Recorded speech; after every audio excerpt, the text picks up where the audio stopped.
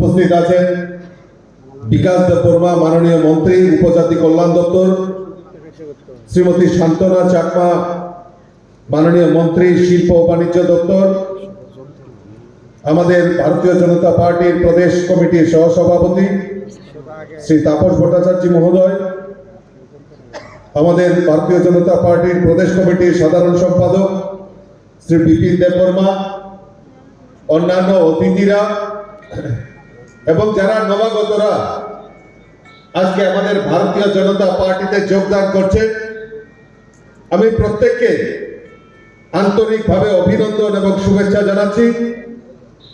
আজকে আমি খুব আনন্দিত যে আমাদের বিভিন্ন জায়গা থেকে আমাদের প্রায় 1336 পরিবারের প্রায় 3179 জন ভোটার আজকে ভারতীয় জনতা পার্টিতে যোগদান করছেন। শুধু তাই নয়, সেখানকার প্রমিনেন্ট যারা লিডার বিগত দিনে যে আঞ্চলিক দলকে তারা যোগান দিয়েছিল, সমর্থন জানিয়েছিল, আজকে তারা ভারতীয় জনতা পার্টিতে যোগদান করছে। আমি প্রত্যেককে ভারতীয় জনতা পার্টিতে স্বাগত জানাচ্ছি।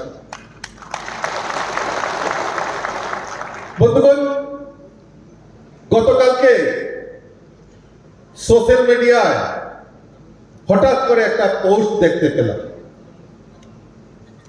কি পোস্ট দেখতে পেলাম? যে একদিকে মহারাজা দাঁড়িয়ে আছে আর আমাদের জনপ্রিয় মুখ্যমন্ত্রী হাত জোড় করে দাঁড়িয়ে আছে।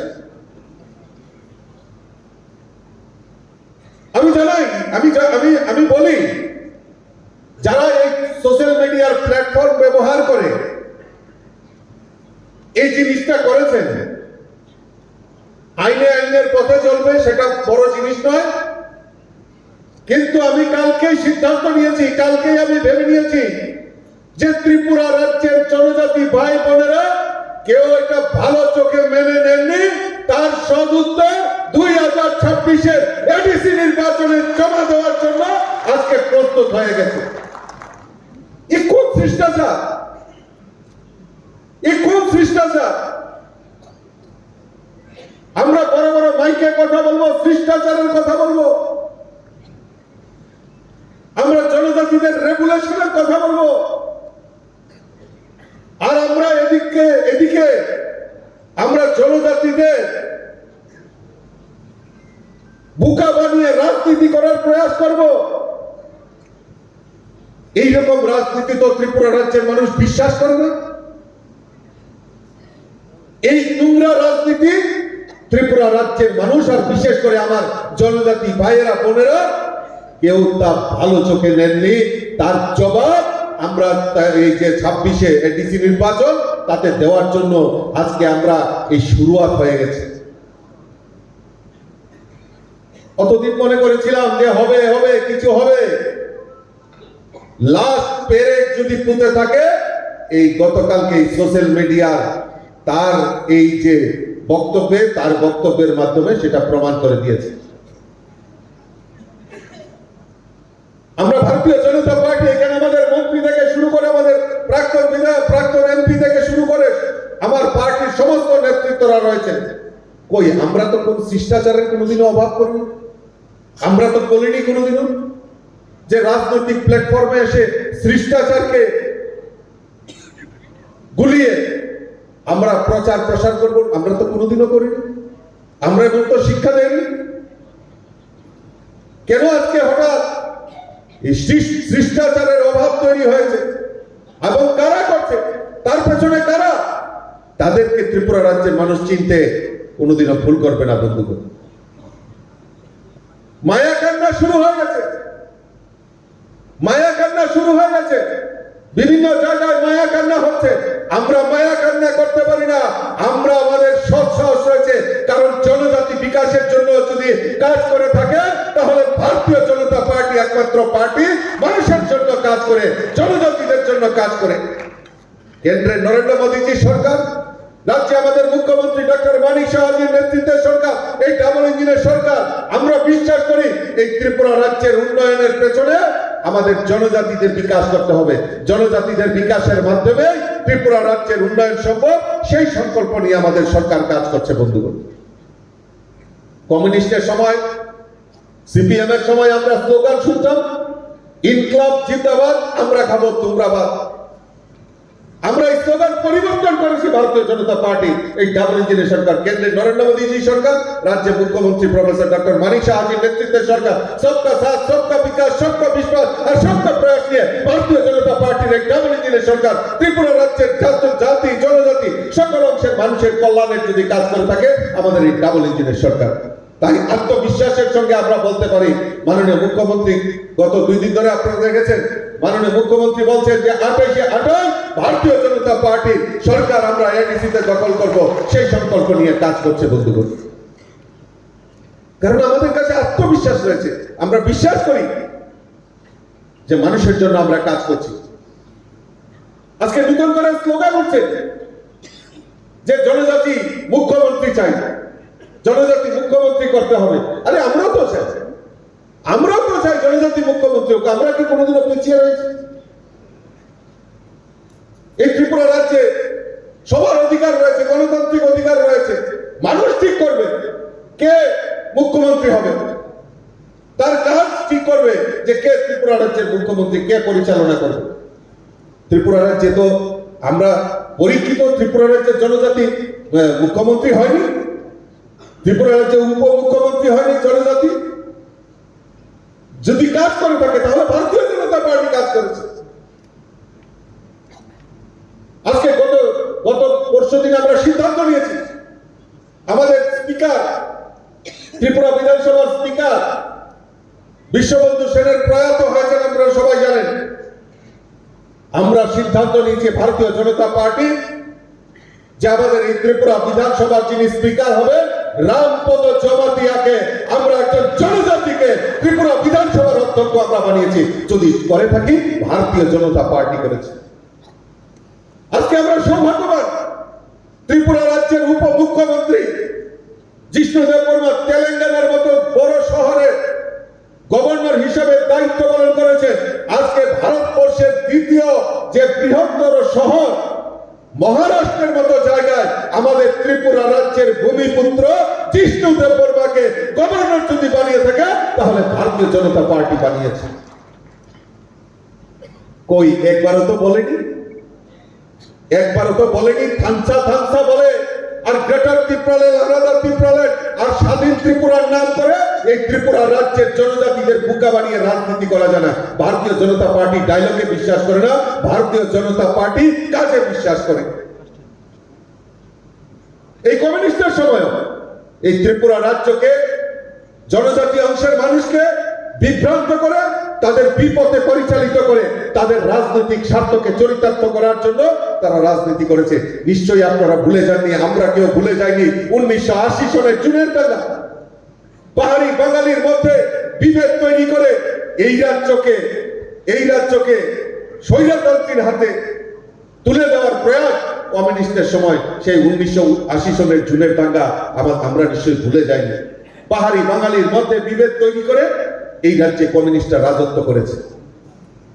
আজকে ঠিক কায়দায় বন্ধুগণ, আমি আপনাদেরকে সাবধান করছি, ঠিক সেই কায়দায়, আবারও সেই কায়দায় জাতি জনজাতি পাহাড়ি বাঙালির মধ্যে বিভেদ তৈরি করে আপনাদের বোকা বানিয়ে রাজনীতি করার জন্য প্রয়াস করা হচ্ছে। কিন্তু ত্রিপুরা রাজ্যের মানুষ, আমার জনজাতি ভাইয়েরা বোনেরা, তাদের ওই ভেলকি বুঝে গেছে। তাই আজকে দিকে দিকে ভারতীয় জনতা পার্টিতে যোগদান করছে। আজকে আমি ধন্যবাদ জানাই, প্রায় 3000-এর মতো ভোটার ভারতীয় জনতা পার্টির প্রতি পূর্ণ আস্থা রেখে আজকে যোগদান করছেন। এটা আমাদের কাছে একটা পরম সৌভাগ্য। শুধু আজকে নয়, গতকালকে আমাদের মাননীয় মুখ্যমন্ত্রী করমছড়াতে ছিলেন, আমি অমরপুরে ছিলাম। বিভিন্ন জায়গায় আজকে ভারতীয় জনতা পার্টিতে যোগদান করছেন। তাদের শুধু একটাই কথা, যে আমরা ওই ভেলকিবাজি যারা দেয়, ওই সমস্ত যারা রাজনীতি করে, তাদের থেকে আমরা দূরে থাকতে চাই বন্ধুগণ। আজকে এখানে উপজাতি কল্যাণ দপ্তরের মন্ত্রী রয়েছে। আমি জিজ্ঞেস করতে চাই, আজকে জনজাতি এখানে আমার সামনে অনেক সারি সারি লিডাররা বসে রয়েছে। আপনারা বলুন তো বুকে হাত দিয়ে, যে ত্রিপুরা রাজ্যের জনজাতি ডাক্তার কয়জন আছেন, জনজাতি ইঞ্জিনিয়ার কয়জন আছেন, জনজাতি টিসিএস অফিসার কয়জন আছেন, কয়জন জনজাতি প্রফেসর আছেন? কেন হননি ত্রিপুরা রাজ্যে হাতে গোনা কয়েকজন ডাক্তার জনজাতি, হাতে গোনা কয়েকজন প্রফেসর জনজাতি, হাতে গোনা কয়েকজন ইঞ্জিনিয়ার জনজাতি অংশের মানুষ? কেন জনজাতিরা এই ত্রিপুরা রাজ্য থেকে বঞ্চিত হয়েছে? তাদের শিক্ষার আলো থেকে বঞ্চিত রাখা হয়েছে। শুধু রাজনৈতিক নেতারা রাজনৈতিক ভাষণ দিয়ে তাদেরকে বোকা বানিয়ে খালি অধিকারের জন্য লড়াই। আরে কিসের অধিকারের জন্য লড়াই? টানা 25 বছর সিপিএম এর রাজত্ব ছিল। সিপিএম এর রাজত্বে এই ত্রিপুরা রাজ্যে ক্লাস 6 অবধি ইংরেজি শিক্ষিত হতে হবে না। মনে আছে তো আপনাদের? মনে আছে তো? সিপিএম এর সময় ক্লাস 6 অবধি ইংরেজি পড়া যাবে না। কি রেবতী, ঠিক বলেছি কিনা? আজকে আমরা আমাদের সরকার প্রায়োরিটি বেসিসে আমাদের মাননীয় মুখ্যমন্ত্রী আমাদের মন্ত্রীরা সিদ্ধান্ত নিয়েছেন জনজাতি বিকাশের জন্য 2025-26 অর্থ বছরে প্রায় 3,450 কোটি টাকা জনজাতি বিকাশের জন্য বাজেটে প্রভিশন রেখেছে। সেই টাকাগুলি কোথায় খরচ করা হবে? জনজাতিদের শিক্ষা, জনজাতিদের পরিকাঠামো উন্নয়ন, জনজাতিদের আমাদের যারা বেকার যুবক যুবতী রয়েছেন তাদের কর্মসংস্থান, জনজাতিদের কৃষ্টি সংস্কৃতি এবং জনজাতিদের স্বাস্থ্য তা উন্নয়নের জন্য আমাদের সরকার 3,450 কোটি টাকা বাজেটে প্রভিশন রেখেছে। আজকে শিক্ষার কথা বলেন, কই সিপিএম এর সময় তো আপনাদের খুঁজে পাওয়া যায়নি। এই ত্রিপুরা রাজ্যে 6 অবধি ইংরেজি শিক্ষা দেওয়া যাবে না, ওই আপনাদের তো আন্দোলনে মাঠের ময়দানে আপনাদের পাওয়া যায়নি। আমাদের সরকার প্রতিষ্ঠার পর আমাদের ডাবল ইঞ্জিনের সরকার এই ত্রিপুরা রাজ্যের মতো ক্ষুদ্র জায়গায় ছোট্ট জায়গায় প্রায় 21টি একলব্য বিদ্যালয় আমাদের যাতে জনজাতি ছাত্র ছাত্রীরা ছেলে মেয়েরা বিনা পয়সায় হোস্টেলে থেকে তারা যাতে পড়াশোনা করতে পারে তার ব্যবস্থা যদি করে থাকে আমাদের এই ডাবল ইঞ্জিনের সরকার ভারতীয় জনতা পার্টির নেতৃত্বে সরকার এই জনজাতিদের শিক্ষার আলো পৌঁছে দেওয়ার জন্য কাজ করে যদি থাকে ভারতীয় জনতা পার্টি সরকার করেছে। শুধু তাই নয়, আজকে গ্রাম পাহাড়ে আমাদের যারা জনজাতি অংশের মানুষ যেখানে বসবাস করে সেই সমস্ত এলাকায় বিদ্যাজ্যোতি প্রকল্প পিএমসি প্রকল্পের মাধ্যমে জনজাতিদের যাতে ইংরেজি শিক্ষায় শিক্ষিত হতে পারে, জনজাতিরা যাতে শিক্ষার আলো পেতে পারে তার ব্যবস্থা যদি করে থাকেন এই ডাবল ইঞ্জিনের সরকার করেছে।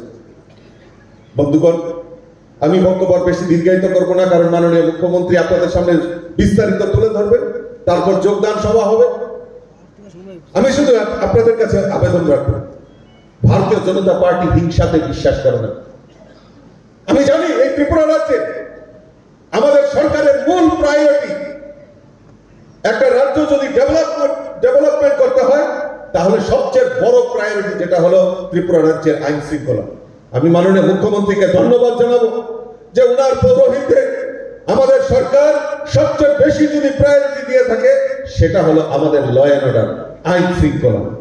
এই আইন শৃঙ্খলাকে বজায় রাখা, আইন শৃঙ্খলাকে উন্নত করা আমাদের মাননীয় মুখ্যমন্ত্রীর আমাদের সরকারের প্রায়োরিটি কাজ।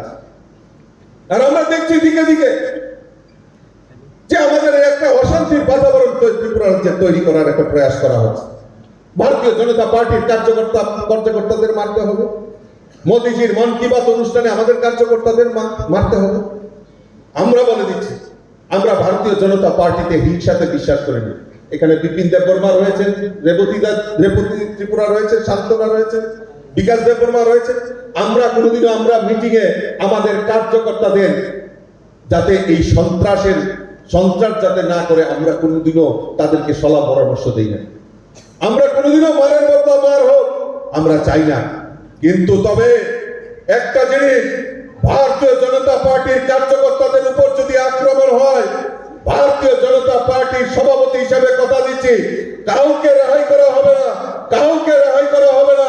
সেই সুনির্দিষ্ট মতামত নিয়ে আমরা এগিয়ে যাব, কারণ আমাদের দৃঢ় বিশ্বাস আমরা ভারতীয় জনতা পার্টির জনজাতি কার্যকর্তা হোক, বাঙালি কার্যকর্তা হোক, আমাদের দৃঢ় বিশ্বাস সরকার আমাদের পাশে রয়েছে, মুখ্যমন্ত্রী আমাদের পাশে রয়েছে।